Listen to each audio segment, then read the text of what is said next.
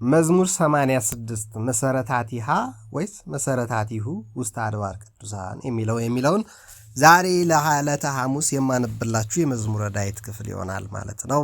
የተወደዳችሁና የተከበራችሁ ኢትዮጵያውያን በሳውዲ አረቢያ፣ በእንግሊዝ፣ በአሜሪካ፣ በፈረንሳይ በደሞ ሌላም ሀገር አላችሁ፣ በኡጋንዳ፣ በእስራኤል፣ በተለያዩ አረብ ሀገራት፣ ጀርመን ያላችሁ ሰዎች እያደመጣችሁኝ እንደሆነ ነው ማስበው።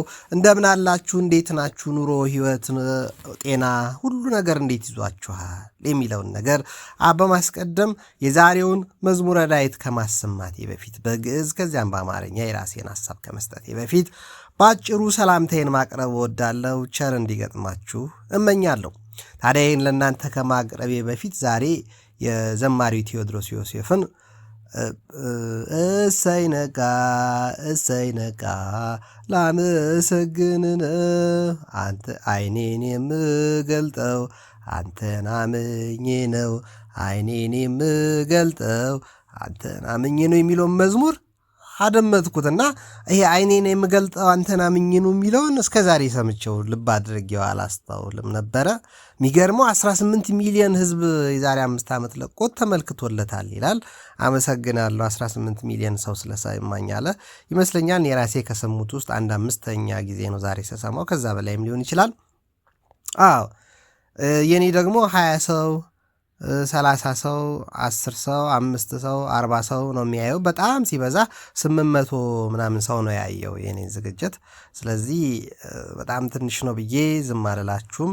የምችላትን ቤተክርስቲያን የተማርኳትን መልካም ነገር ለያላችሁበት ዓለም ይጠቅማል ብዬ የማስበውን ከነ ክርስቲያናዊ ወዙ ለማቅረብ ሞክራለሁ እና ቸር እንዲገጥማችሁ እመኛለሁ።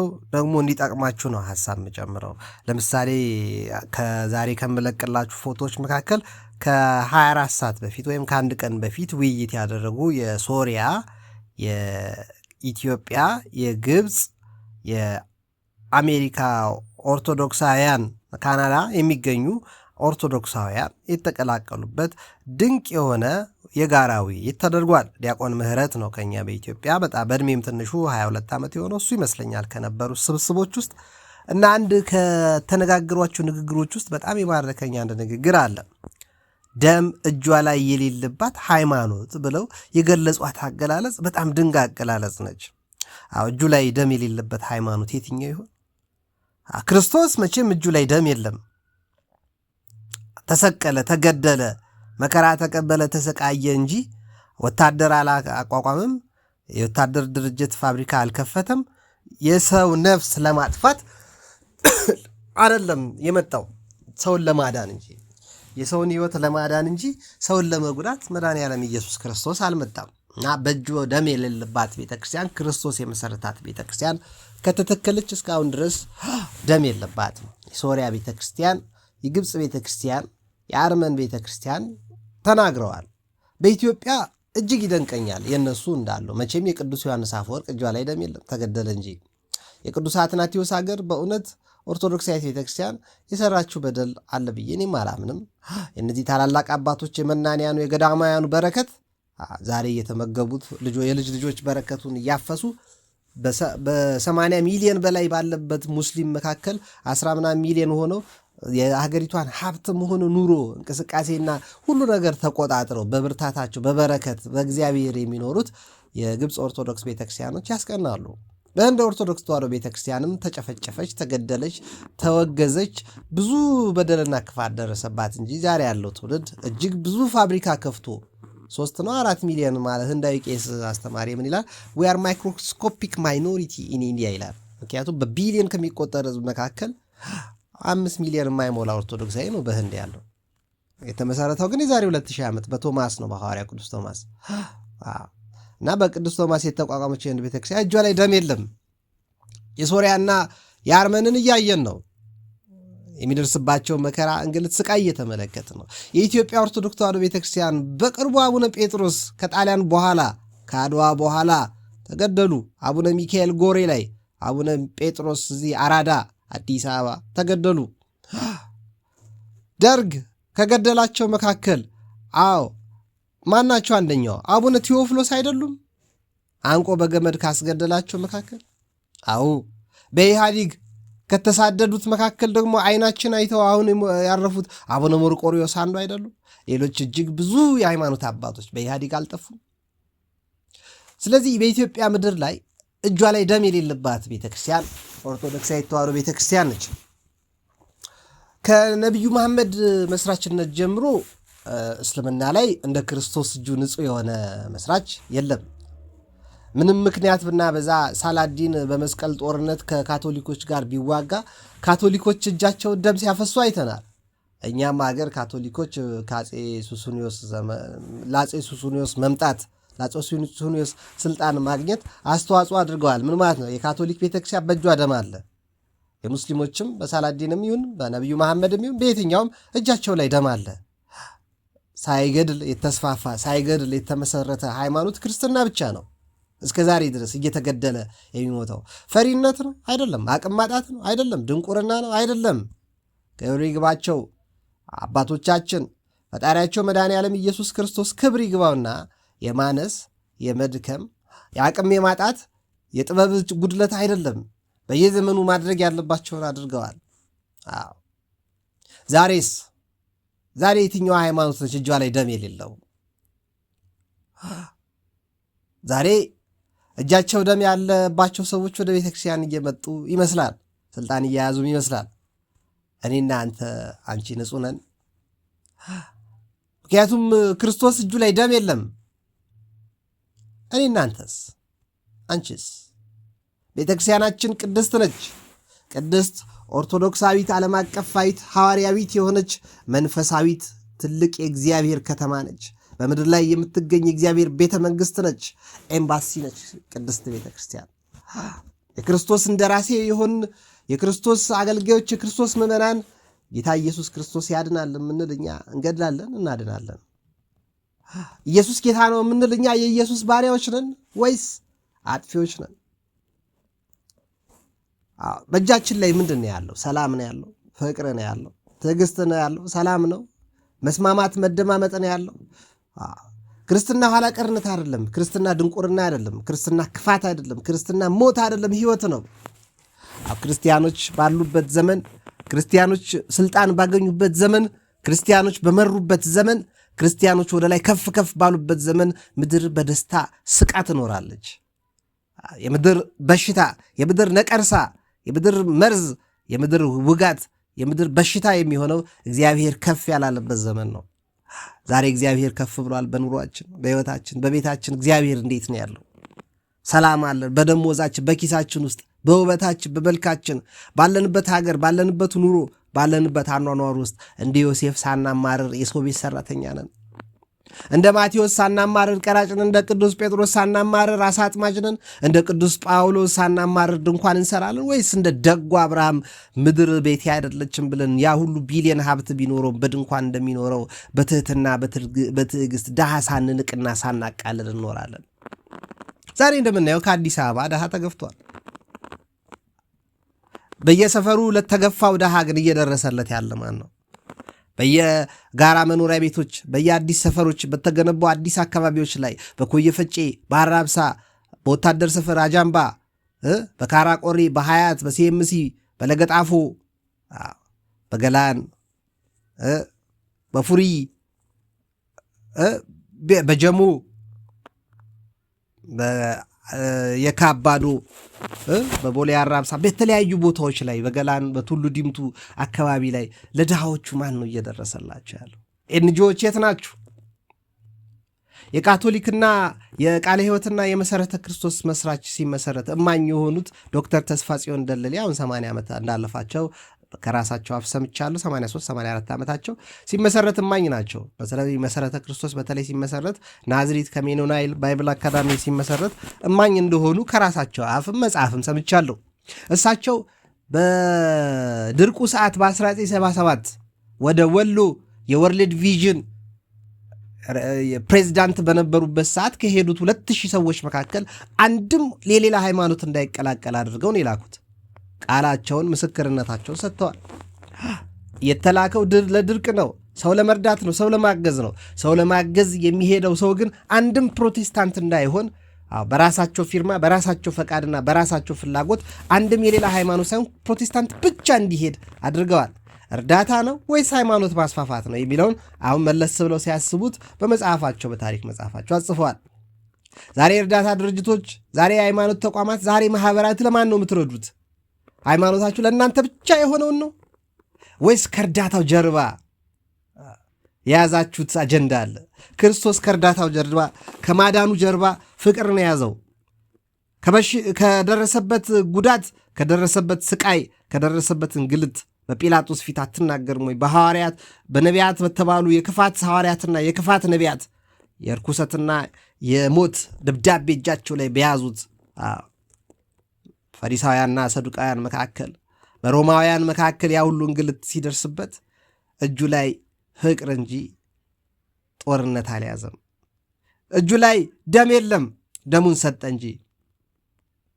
ቅድስት ቤተክርስቲያን የክርስቶስ ደም ዛሬ የምትሰጥ ነች። የክርስቶስን ስጋ የምታበላ ነች። ዛሬም ቅድስት ቤተክርስቲያን እጇ ላይ ያለው የክርስቶስ ደም፣ የክርስቶስ ስጋ፣ የክርስቶስ ውሃ ነው ያላት። የክርስቶስ ሰላም፣ የክርስቶስን ፍቅር፣ የክርስቶስን ትዕግስት፣ የክርስቶስን በረከት ነው የምትሰጠው። ዛሬ የተለያየ ድርጅቶች የተለያየ ሃይማኖቶች እጃቸው ከደም የነጻ ነው አይመስለኝም። በሀገራችን በኢትዮጵያ ኦርቶዶክሳዊት ቤተክርስቲያንም ወደዛ እንዳትቀላቀል እኛ ዛሬ ልንጠነቀቅ ይገባናል። ፈርተን አይደለም፣ ሰግተን አይደለም፣ ተጨንቀን አይደለም። በአሩሲ ክርስቲያኖች እየገደሉ አይደለም የሚገደሉት። በትግራይ፣ በአማራ፣ በአዲስ አበባ፣ በኦሮሚያ፣ በአፋር፣ በሶማሌ፣ በኬንያ፣ በጅቡቲ፣ በአረብ ሀገር፣ በአውሮፓ፣ በአሜሪካ ክርስቲያኖች እየተሰቃዩ ከሆነ በሩሲያ፣ በቻይና፣ በአውሮፓ በተለያዩ ዓለም ላይ ክርስቲያኖች እየተሰቃዩ ከሆነ ስለሰረቁ አይደለም፣ ስለገደሉ አይደለም፣ የሰው ደም ስላፈሰሱ አይደለም፣ አጨበርባሪዎች ስለሆኑ አይደለም። አጨበርባሪማ ከሆነ ይገባቸዋል። ሌባ ከሆንማ ይገባናል። ከበደልንማ ይገባናል። የክፉ መሪዎች መነሳትን እንደ አንድ ምሳሌ በአፄ ቴዎድሮስ ዘመን አንዱ ዲያቆን ለአፄ ቴዎድሮስ በደንብ እንዲገለጥላቸው ብሎ በግዕዝ አያቆም ብሎ ማኅበረ ሥላሴ ለተማሩት ለአፄ ቴዎድሮስ ምን እያለ ያነባል? እግዚአብሔር ክፉ መሪ አስነሳብን እያለ በግዕዝ ያነባል አሉ። እግዚአብሔር ክፉ መሪ አስነሳብን፣ እግዚአብሔር ክፉ መሪ አስነሳብን እያለ አፄ ቴዎድሮስ በሚያስቀድሱበት ቅዳሴ መሃል ላይ ያነበዋል እየደጋገመ። ክፉ መሪ ነዎት እያላቸው እኮ ነው። ኋላ የነገሩ መደጋገም የገባቸው እኛ ንቁና ብርቱ ኃያልና ገናና የሆኑት አፄ ቴዎድሮስ ምን አሉት? ቀጥሎ ያለውንም አንብበው አሉት። የንጉሱን ማስተዋልና ንቃት ድፍረትና ብርታት የረሳው ያ ክፉ ዲያቆን ከኋላ ቀጥላ አንብብ ያሉትንም አብሮ አነበበ። ምን ይላል? እግዚአብሔር ክፉ መሪ ያስነሳበት ሕዝቡ ክፉ ስለሆነ ነው ይላል ቀጥሎ ያለው። አዎ እግዚአብሔር ዛሬም ፀሐይን ብርሃንን ብቻ አይደለም የሚያወጣው። እግዚአብሔር በእርግጥም ገዳይ ነው። በቀል የኔ ነው ያለው ለዛ እኮ ነው። እናንተ አትበቀሉ እኔ ብበቀል ይሻላል። እናንተ አትበቀሉ የልብ አታደርሱም የአንጀት አታደርሱም። እናንተን ቀንድ መርዝ እሾክ ጥፍር አልሰጠኋችሁም። ክንፍ የላችሁም። ራሳችሁን የምታድኑበት ልዩ ኃይል የላችሁም። ስለዚህ በመሳሪያ ላይ አትተማመኑ። ፈረሳት ሐሰት ነው። መሳሪያ እግዚአብሔር ሀገርን ካልጠበቀ ጠባቂ በከንቱ ይደክማል። እግዚአብሔር ከተማን ካልጠበቀ ጠባቂ በከንቱ ይደክማል። እግዚአብሔር ቤትን ካልሰራ ቤተሰሪ በከንቱ ይደክማል ይላል እግዚአብሔር። ስለዚህ ወንድም እህቶቼ የምትሰሩት ሁሉ ከንቱ እንዳይሆን፣ የምንሰራው ሁሉ ምናምንቴና የማይረባ እንዳይሆን፣ በእግዚአብሔር ፊት የተናቀ እንዳይሆን እጃችን ላይ ደም ሊኖር አይገባም። ላለፉት ንስሐ እንግባ። ንጽጸት ላጠፋናቸው፣ ለተሳደብናቸው፣ ላስቀየምናቸው ሰዎች ንጽጸትና ንስሐ እንግባ። ከክፋታችን የተነሳ ይህ ሁሉ ገጥሞን ይመስለኛል የገጠመን። እኔ ለምሳሌ ድርጅቴ ፈርሶ አቅሜ ተመናምኖ እንደ ሰው ተሰድጄ ከከተማ የወጣሁት ዳር ያስኩትኝ ከኃጢአቴ የተነሳ እንደሆነ እረዳለሁ፣ አውቃለሁ። ካለኝ ጠማማነትና ክፉነት የተነሳ ነው። ያልጠፋነው ከእግዚአብሔር ምሕረት የተነሳ ነው። ከመሪዎች ብርታት፣ ከባለጸጎቹ ትጋት፣ ከጻድቃን መብዛት የተነሳ አይደለም ያልጠፋሁት፣ ከእግዚአብሔር ምሕረት የተነሳ ነው እዚህ የደረስኩት። ዛሬ የሚያግዙኝን የሚረዱኝን በተለያየ መልኩ እንዳገዘኝ ከምታገዘው ላይ ላግዝ ይገባኛል። ከሚደርሰኝ ላደርስ ይገባል። ቢያንስ ምንም የምሰጠው ባይኖረኝ እግዚአብሔር ይማራችሁ እያልኩ የታመሙትን መጠየቅ፣ እግዚአብሔር ይድረስላችሁ ማለት፣ የተቸገሩትን መርዳት፣ ያለኝን ትርፍ ልብስ ትርፍ ጫማ፣ የማልፈልጋቸውን ዕቃዎች መስጠት አያቅተኝም። ያተማርኩትን ትምህርት ማካፈል ለእናንተ አይቸግረኝም። ተምሬያለሁ። ቅድስት ቤተ ክርስቲያን ዝም ብላ አላስተማረችኝም፣ ዋጋ ከፍላብኛለች። ስለዚህ ያንን ማስተማር ለእኔ ግዴታዬ ነው። ስለዚህ ወንድም እህቶች የሚፈለገው ምንድን ነው? ክርስቶስ ሰላም ነው። ክርስቲያን የሰላም ሃይማኖት ነው። እያዘነ አይሞትም። እያዘነ የሚሞት ክርስቲያን የለም። ቅድስት አርሴማ እያዘነች አልሞተችም፣ ደስ እያላት እንጂ። ቅዱስ ጊዮርጊስ እያዘነ አልሞተም። አባቴ አሁን የኃይለ ጊዮርጊስ አይደል የሚባል እየተሳቀቀ እያላገጡ እየሳቁ ቅዱስ እስጢፋኖስን ገደሉት። ነገር ግን እሱ ሥላሴን እያየ የሰማይ መስኮት ተከፍቶለት አባት ሆይ የሚያደርጉትን አያውቁም፣ በድንጋይ እየወገሩኝ ነው፣ አያውቁም ምን እያሳየህኝ እንደሆነ። በዚህ በድንጋዩ ሲፈነክቱኝ በመፈንከታቸው መሃል በድንጋይ እየተመታው ደሜ እየተፈሰሰ ምን እያየው እንደሆነ አልገባቸውም። የምታጽናናኝን አንተን በምን እጽናናለሁ በኔ ለኔ በምን እጽናናለሁ በኔ ለኔ አንተ ስላለ ነው መድኃኒቴ የዘላለም ቤቴ አንተ ስላለ ነው መድኃኒቴ የዘላለም ቤቴ። አቤት ድምፅ አጠረ። ምን ይደረግ? በምንጽናናው በማን ነው? በእግዚአብሔር አይደለም ወንድም እህቶቼ? በገንዘባችን፣ በውበታችን፣ በስልጣናችን፣ በሀብታችን፣ በዘመዶች በወገኖቻችን ነው? ሰማይ ምድርን የፈጠረው ለእኔ ለአንተ ነው። አንተ የዚህ ዘመን አዳም ነህ፣ አንቺ የዚህ ዘመን ሔዋን ነሽ፣ እኔ የዚህ ዘመን አዳም ነኝ።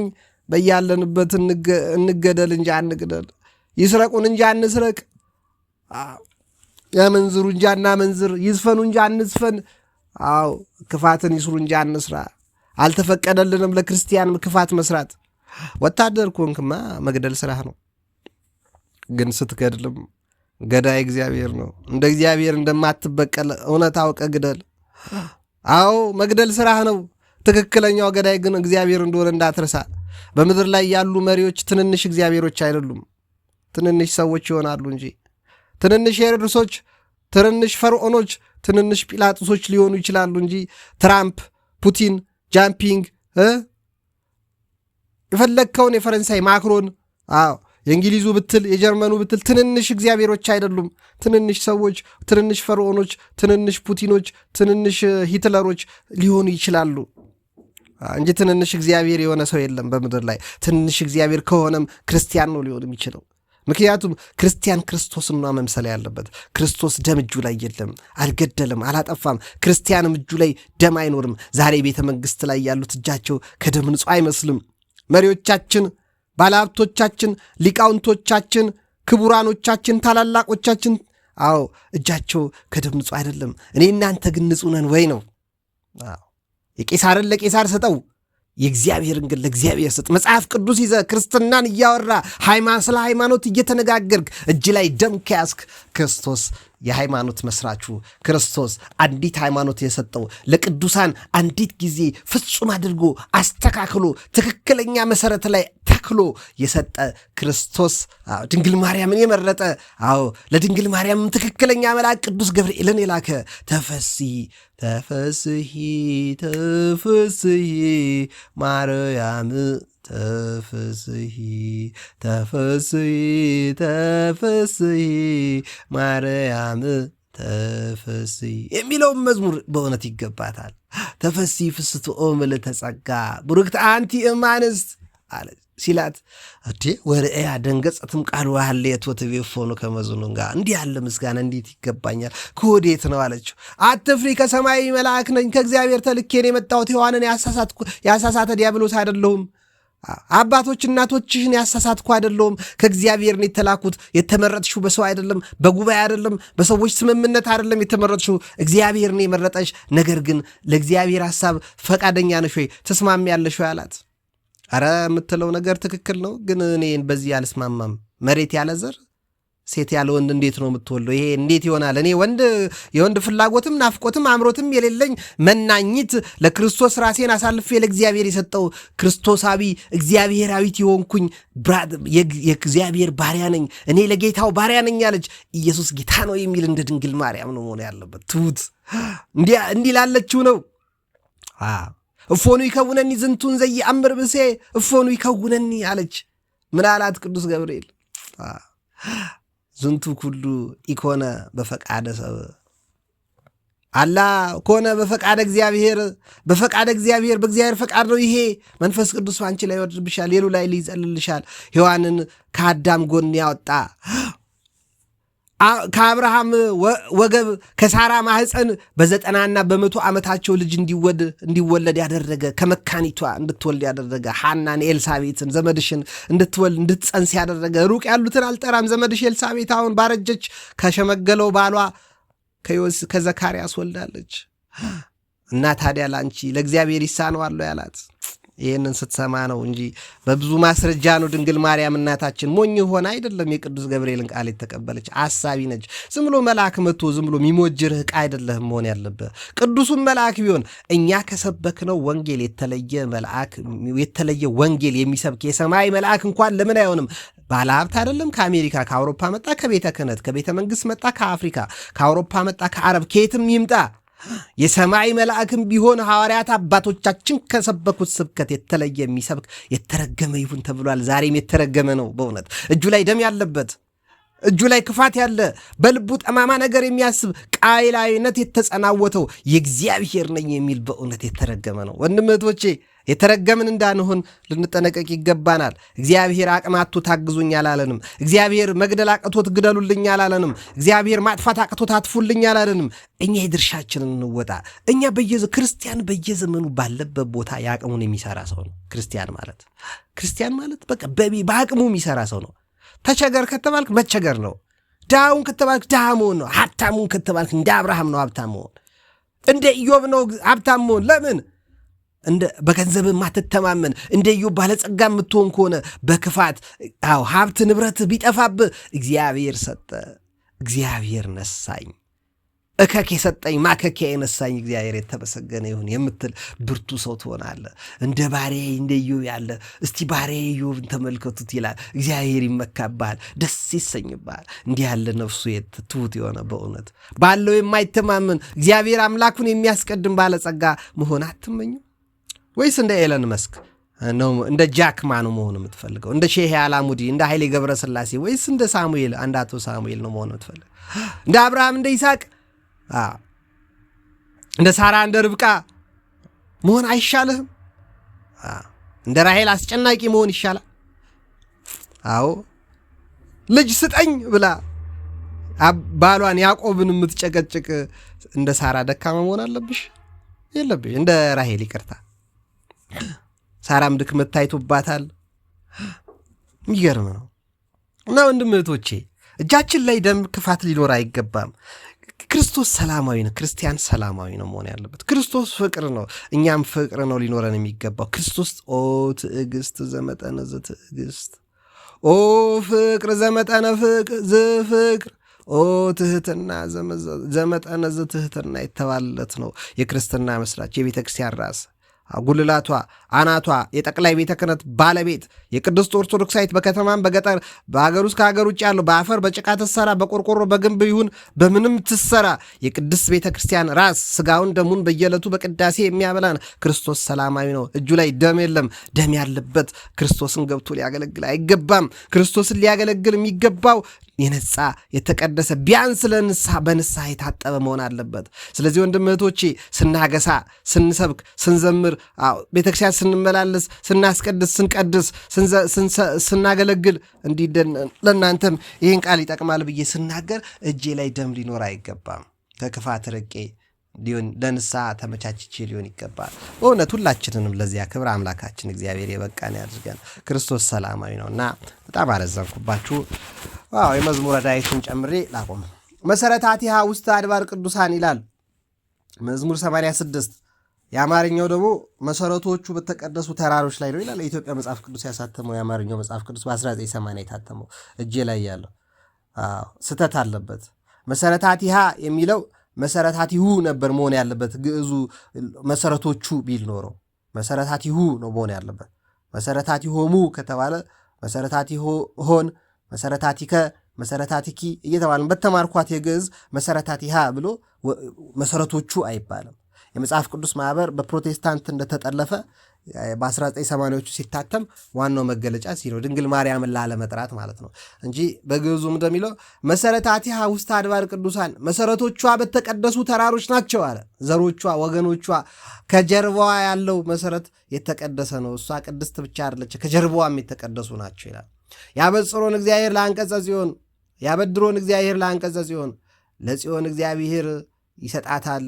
እንኩሉ ታይንዩ ለያዕቆብ፣ ለያዕቆብ ይሁን ሁሉ ያደርግለታል። ነኪር ነገሩ በእንቲአኪ ሀገረ እግዚአብሔር፣ አንቺ የእግዚአብሔር አገር ሆይ በአንቺ የተደረገው ድንቅ ነው።